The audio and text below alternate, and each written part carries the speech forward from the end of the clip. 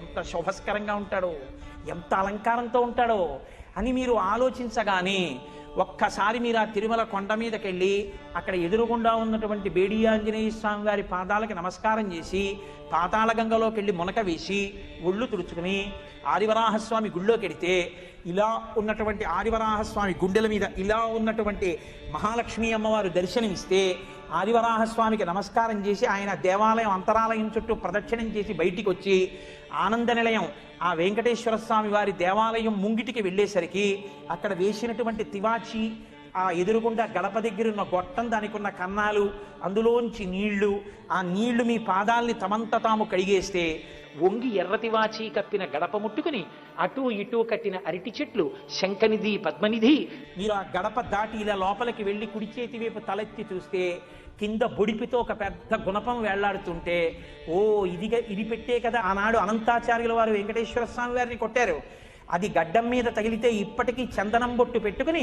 ఏమిటి వెంకటేశ్వర స్వామి వారు ఇక్కడ బొట్టు పెట్టుకుంటారని స్మరించినప్పుడల్లా అనంతాచార్యుల వారి పేరు తలుచుకుంటే వెంకటరమణుడు పొంగిపోతాడు కదా అని మీరు ఇలా ఓసారి ఆ గుణపాన్ని చూసి అటు ఇటు ఉన్న 2 అరుగుల్లాంటివి చూసి ఒక్కడుగు ముందుకేసి ఇలా ఎడం పక్కకి తల తిప్పితే వెంకటపతి రాయలు అచ్యుతరాయల వారు, ఆ అచ్యుతరాయల వారి పక్కన వరదరాజ అమ్మణ్ణి చూసి ఇలా కుడి పక్కకి తెల తిప్పి చూస్తే శ్రీకృష్ణదేవరాయల వారు, తిరుమలదేవి, చిన్నాదేవి ఇత్తడిది బుట్ట పెట్టినట్టుగా ఉన్నటువంటి కిరీటం, టోపీ, తను బతికుండగానే వెంకటరమణుడి ముందు తన విగ్రహాలు పెట్టుకున్న కృష్ణదేవరాయల వారు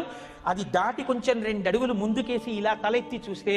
ఎదురుగుండా పెద్ద రంగనాయకుల మంటపం, అక్కడే తులాభారం, ఓ పసిపిల్లని ఒక వేపు తక్కెట్లో పడుకోబెట్టి ఇంకో వేపు చిల్లర నాణాలు, పటికీ బెల్లం పెట్టి తులాభారం వేస్తుంటే, ఓ మహానుభావుడు ఎవరికి బిడ్డలనిచ్చాడో, నమ్ముకున్న వాళ్ళకి పుట్టుగొడ్రాళ్లకు బిడ్డలిచే గోవిందుడే వేడుకొందామా అని అందుకు కదా అన్నమయ్య అన్నారనుకుని ఇలా చూస్తే రంగనాయకుల మంటపం పైన ఇత్తడిది పెద్ద బోర్డు కనబడితే, ఒకప్పుడు మాలిక్ కాఫూర్ దక్షిణ భారతదేశం మీద దండయాత్ర చేసినప్పుడు శ్రీరంగ క్షేత్రం మీదకి వస్తే అక్కడ ఉన్న ఉత్సవమూర్తుల్ని తెచ్చి ఈ మంటపంలో చాలా కాలం నుంచి ఆరాధన చేసిన కారణం చేత దీనికి రంగనాయకుల మంటపం అని పేరు వచ్చింది అన్న బోర్డు చదివి కొంచెం ముందుకెళ్ళి ఇలా చూస్తే తిరుమలరాయ మంటపం, అందులో ఉన్నటువంటి చిన్న గుడిలాంటి స్వరూపం, మళ్ళీ కొంచెం వెనక్కి వచ్చి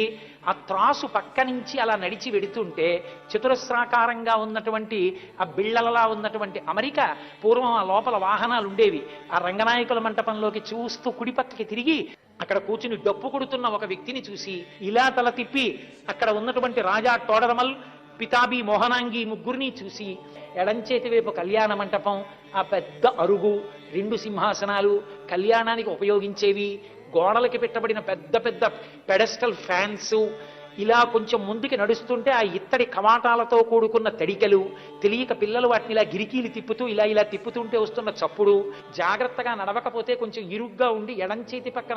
పక్కనే విడుతున్న ఎర్రటి రంగులో ఉన్న పెద్ద గ్యాస్ గొట్టం, దాన్ని దాటుతూ కొంచెం ముందుకెడితే ఎదురుగుండా ధ్వజస్తంభం, దాని ముందు బలిహరణ మంటపం, దాని మీద పెట్టబడిన అన్నం, ఆ మూల ఇంకొక బలిహరణ మంటపం, ఆ ధ్వజస్తంభానికి కట్టబడిన పెద్ద పెద్ద దర్భలు, అక్కడి నుంచి ఇలా పక్కకి తిరిగితే పెద్ద గడప,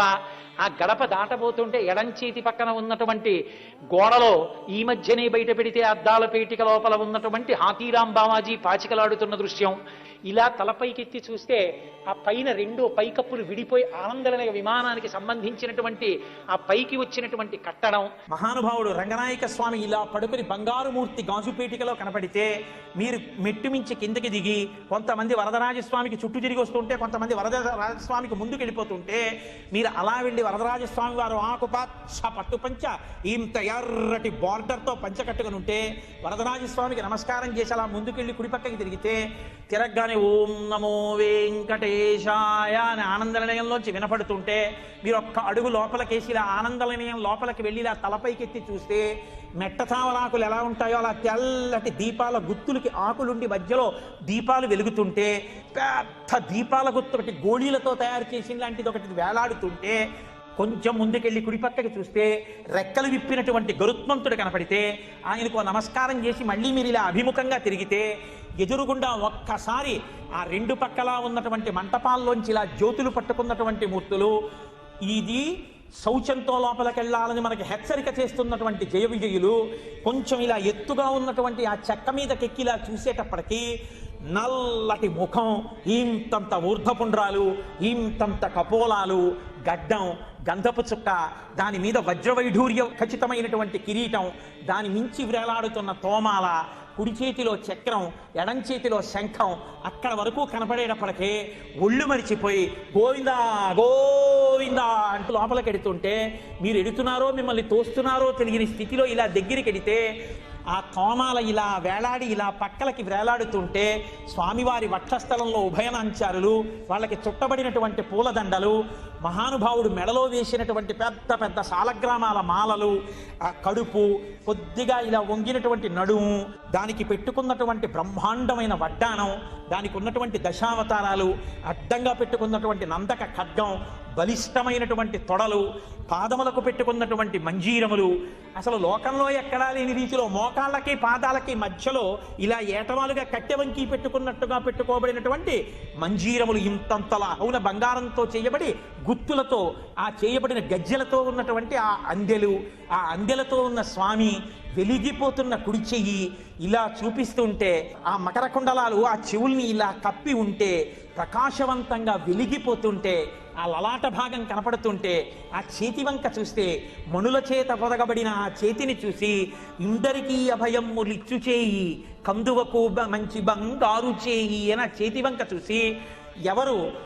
ఈ కలియుగంలో నా పాదాల్ని నమ్ముకుంటారో వాళ్ళకందరికీ కూడా ఆ సంసారం కటిదగ్నమగునటంచు అంటూ ఆ ఎడం చెయ్యి ఇలా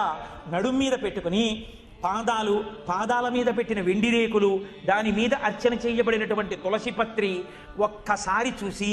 గడప దాటి లోపలికెళ్ళి ఆ వెండి ఆ రేకు తీసేసి పరమేశ్వరుడి పాదాలు గట్టిగా పట్టేసుకుని ఆయన పాదాల మీద పడిపోతే, వెంకటేశ్వరుడు ఆసనంలో కూర్చుని, ఒరే ఇంత తాపత్రయమా, ఇదిగో నా పాదాలని తల మీద పెట్టుకొని ఇలా పైకెత్తితే ఆయన పాదాలు తల మీద పెట్టుకుని పరవశించిపోయి కింద నుంచి పైకి, పైనుంచి కిందకి ఆ తేజోమూర్తిని చూసి పరవశించిపోతే, కంకణములు కణకణలాడుతుండగా ఆయన మీ చేతిలో ఒక ద్రాక్ష పండిస్తే